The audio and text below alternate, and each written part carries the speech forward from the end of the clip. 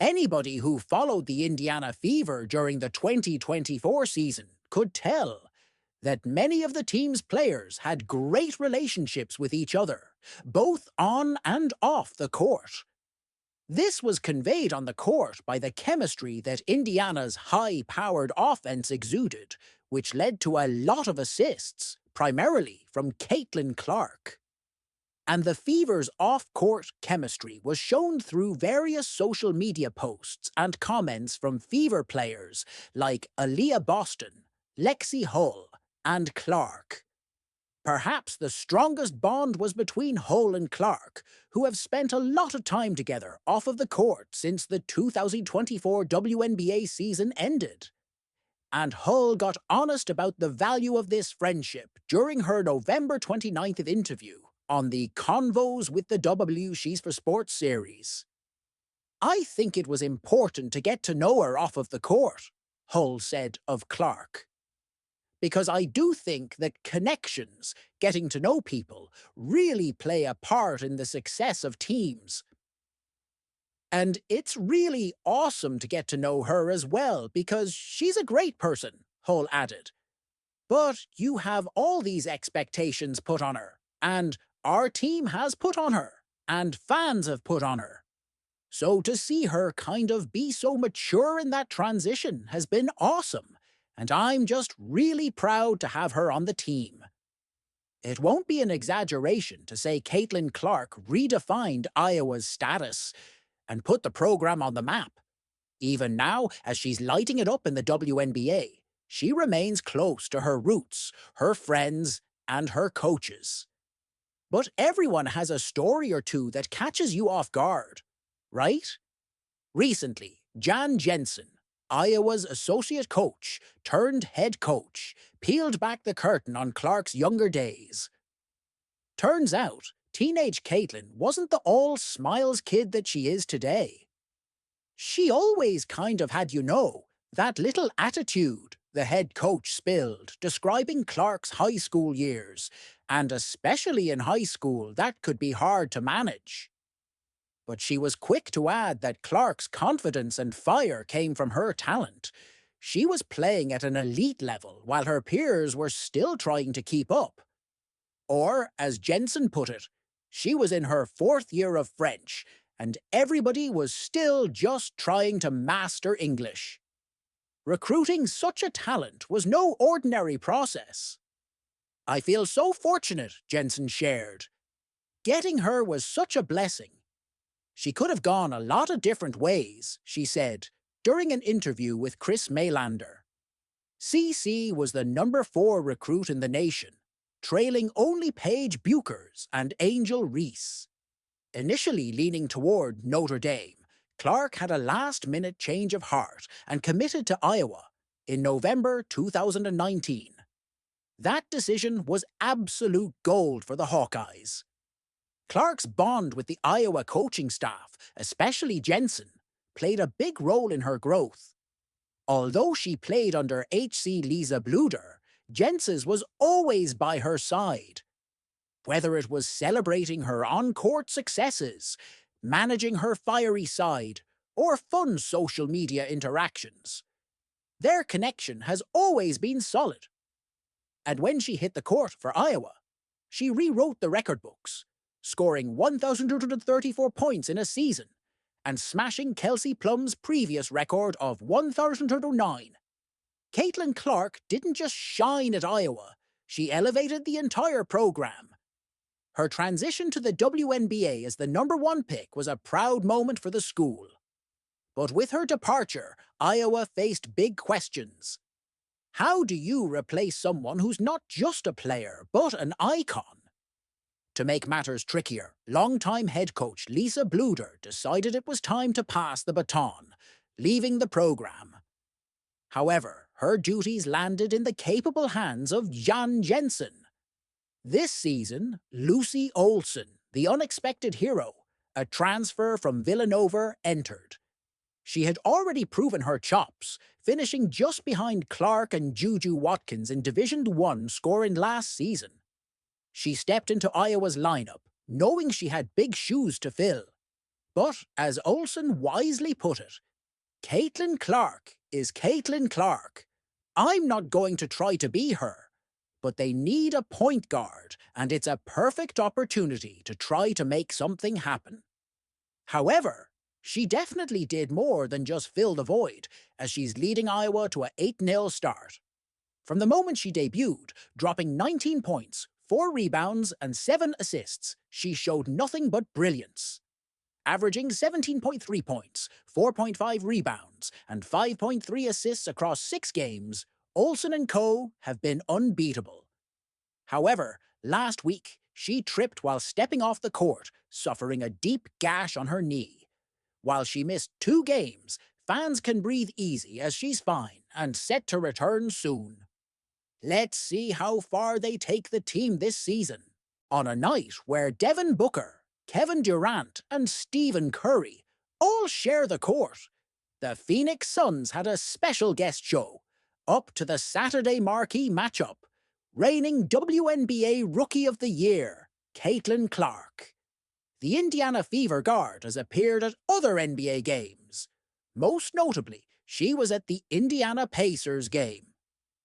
For instance, Clark was celebrating Tyrese Halliburton's hot shooting night earlier in the week in Indianapolis. Now, she made the trip to Phoenix and caught many folks' attention. The Fever guard had a memorable trip to the Valley over the summer. When she played in that game, she almost made history. With a stat line of 15 points, 12 assists, and 9 rebounds, she was extremely close to reaching her first triple-double as a rookie. While Clark reached that mark games later, the ending of that game inside Footprint Center sparked reactions from everywhere. Even Mercury guard Diana Taurasi praised Clark for her performance and mentioned that the league is in great hands. Ever since the 2023 NCAA Women's National Championship game, the WNBA and basketball as a whole have been awaiting Clark's arrival. Although there was speculation from veterans and Hall of Famers, she proved the doubters wrong. A near-unanimous Rookie of the Year win, along with breaking multiple records, made it all worth it. She even landed in 4th place in MVP voting, despite being a rookie. Regardless, she immediately made an impact across the entire sport. Players were receiving millions in endorsements, as well as increasing viewership. For example, Clark's first game drew 2.45 million viewers, a 374% increase from the year before.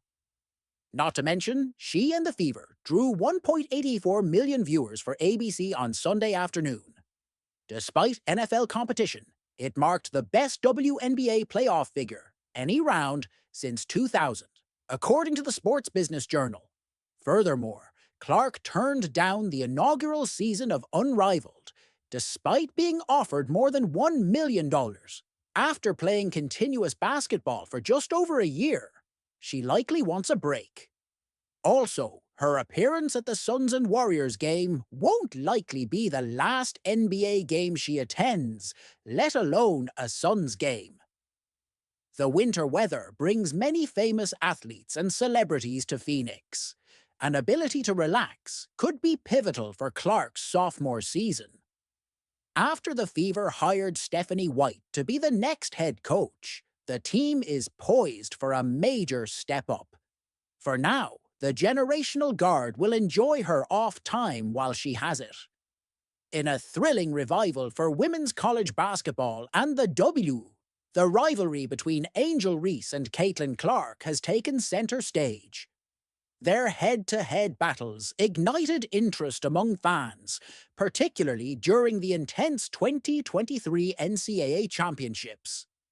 The showdown reached fever pitch when Reese infamously mirrored John Cena's iconic "You Can't See Me" celebration, a move Clark had employed in a previous encounter. At ComplexCon, Reese was candid in addressing how the media has portrayed their competitive relationship. She remarked, "I think it's just competition. It's been competition since college." Engaging in a revealing conversation with Complex's Speedy Norman, Reese reflected on their long-standing rivalry that began in middle school during AAU competitions, continued through their college careers at LSU and Iowa, and culminated in their epic national championship face-off. People don't know the legacy of us being able to play against each other for a really long time, she added. Despite some negative aspects of the rivalry discussions, Reese is passionate about their potential to promote women's basketball.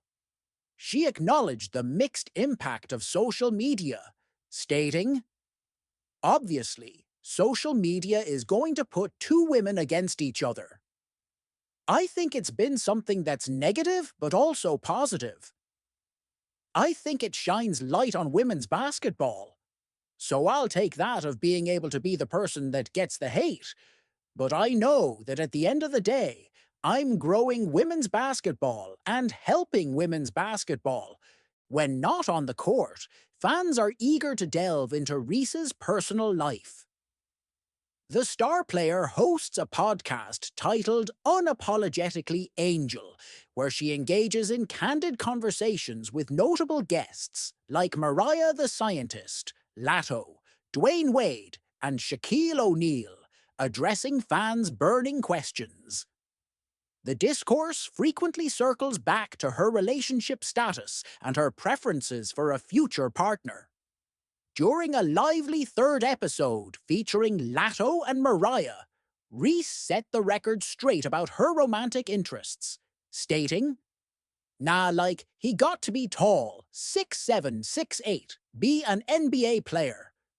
She elaborated on why she prefers dating athletes, stating, "You don't see a lot of relationships where the woman is just as dominant as the man, where the woman can provide for herself without the man.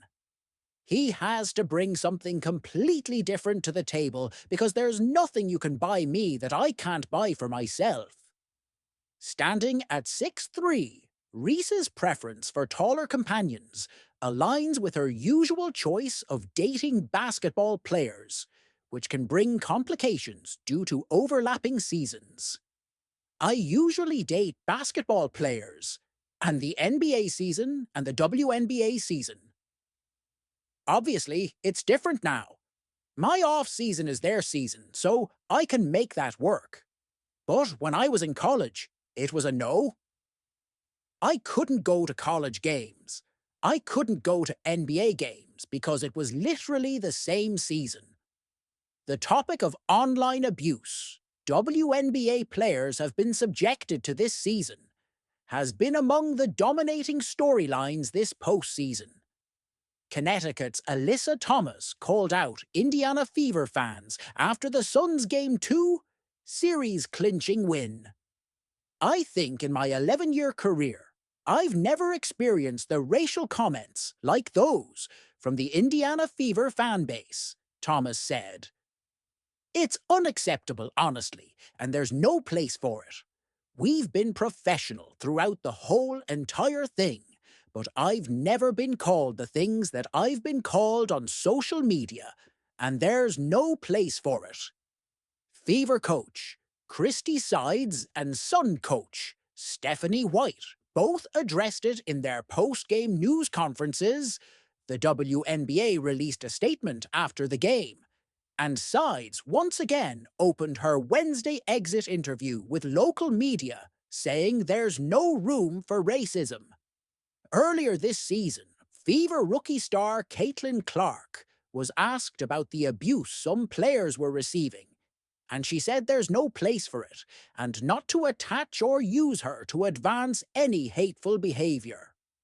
On Wednesday, at team exit interviews, she was asked again. Here's what she said.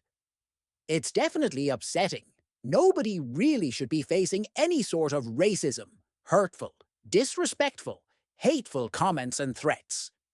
Those aren't fans. Those are trolls.